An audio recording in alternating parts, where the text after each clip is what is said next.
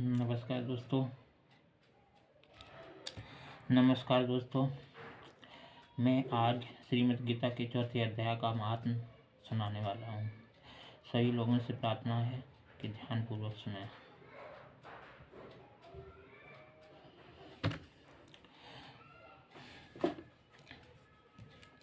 श्री भगवान कहते हैं, प्रिय, अब मैं चौथे अध्याय का महात्म्य बतलाना चाहता हूँ। सुनो। भागीरथी के तट पर वाराणसी बनारस नाम की एक पुरी है। वहाँ विश्वनाथ जी के मंदिर में भरत नाम के एक योगनिष्ठ महात्मा रहते थे, जो प्रतिदिन आत्मचित्त में तत्पर हो आदरपूर्वक गीता के चतुर्थ अध्याय का पाठ किया करते थे। उनके अभ्यास से उनका अंतःकरण निर्मल हो गया था। वे शांत, शीत, उष्ण आदि द्वंद्वों से कभी व्यथित नहीं होते थे। एक समय की बात है, वे तपोवन नगर की सीमा में स्थित देवताओं का दर्शन करने की इच्छा से भ्रमण करते हुए नगर से बाहर निकल गए। वहाँ बेर के 2 वृक्ष थे। उन्हीं की जड़ में वे विश्राम करने लगे। एक वृक्ष की जड़ में उन्होंने अपना मस्तक रखा और दूसरे वृक्ष के मूल में उनका एक पैर टिका हुआ था। थोड़ी देर बाद जब वे तपस्वी चले गए, तब बेर के दोनों वृक्ष 6 दिनों के भीतर सूख गए। उनमें पत्ते और डालियां भी नहीं रह गईं। तत्पश्चात वे दोनों वृक्ष कहीं ब्राह्मणों के पवित्र गृह में 2 कन्याओं के रूप में उत्पन्न हुए। वे दोनों कन्याएं जब बढ़कर 7 वर्ष की हो गईं, तब एक दिन उन्होंने दूर देशों से घूमकर आते हुए भरत मुनि को देखा। उन्हें देखते ही वे दोनों उनके चरणों में पड़ गईं और मीठी वाणी में बोलीं, मुने, तुम्हारी ही कृपा से हम दोनों का उद्धार हुआ है। हमने बेर की योनि त्याग कर मानव शरीर प्राप्त किया है। उनके इस प्रकार कहने पर मुनि को बड़ा विस्मय हुआ।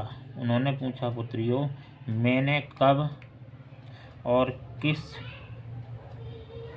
साधन से तुम्हें मुक्त किया था? साथ ही यह भी बताओ कि तुम्हारे बेर के वृक्ष दोनों में क्या कारण था, क्योंकि इस वृक्ष में मुझे कुछ भी ज्ञात नहीं है।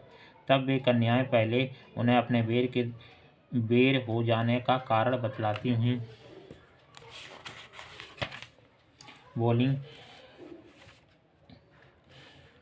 सुने, गोदावरी नदी के तट पर छिन्न पाप नाम का एक उनका उत्तम तीर्थ है, जो मनुष्य को पुण्य प्रदान करने वाला है। यह पावनता की चरम सीमा पर पहुंचा हुआ है।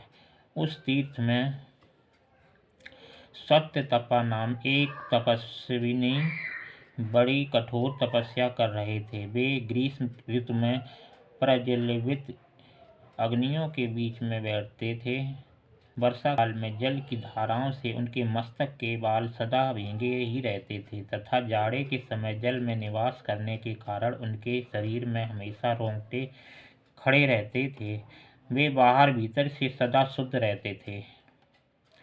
समय पर तपस्या करते तथा मन और इंद्रियों को समय में रखते हुए परम शांति प्राप्त करके आत्मा में ही रमण करते थे।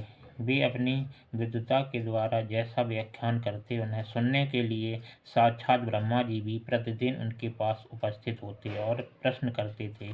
ब्रह्मा जी के पास उनका संकोच नहीं रह गया था, अतः उनके आने पर भी सदा तपस्या में मग्न रहते थे। परमात्मा के ध्यान में निरंतर संलग्न रहने के कारण उनकी तपस्या सदा बढ़ती रहती थी।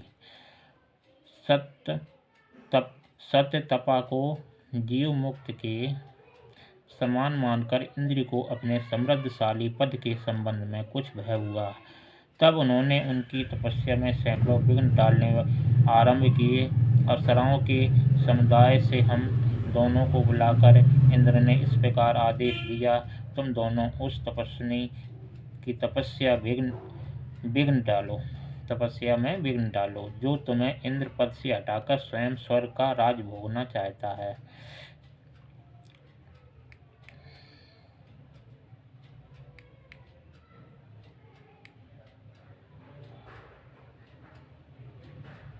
इंद्र का यह संदेश पाकर हम दोनों उनके सामने से चलकर गोदावरी के तीर पर, वहाँ वे मुनि तपस्या करते थे, आईं। वहाँ मंद एवं गंभीर स्वर में बजते हुए मृदुल तथा मधुर बेवड़ा नाद के साथ हम दोनों ने अन्य अप्सराओं सहित मधुर स्वर में गाना आरंभ किया। इतना ही नहीं, उन योगी महात्मा को वश में करने के लिए हम लोग स्वर, ताल और लय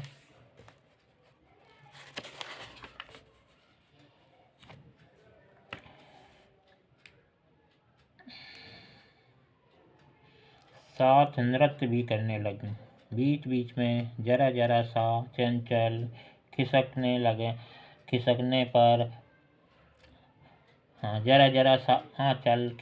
पर उन्हें अपनी छाती भी दिख जाती थी। हम दोनों की उत्तम गति काम भाव का उद्दीपन करने वाली थी, किंतु उनके उन निर्विकार चित्त वाले महात्मा के मन में क्रोध का संचार कर दिया। तब उन्होंने हाथ में जल छोड़कर हमें क्रोधपूर्वक श्राप दिया, अरे तुम दोनों गड़ारी के तट पर बेर के वृक्ष हो जाओ। यह सुनकर हम लोगों ने बड़ी विनय के साथ कहा, महात्मन, हम दोनों पराधीन थीं, अतः हमारे द्वारा जो दुष्कर्म बन गया है उसे आप क्षमा करें। यूँ कहकर हमने मुनि को प्रसन्न कर लिया। तब उन पवित्र चित्त वाले मुनि ने हमारे शापोद्धार की अवधि निश्चित करते हुए कहा, भरत मुनि के आने पर ही तुम पर यह शाप लागू होगा। इसके बाद तुम लोगों का मृतलोक में जन्म होगा और पूर्व जन्म की स्मृति बनी रहेगी।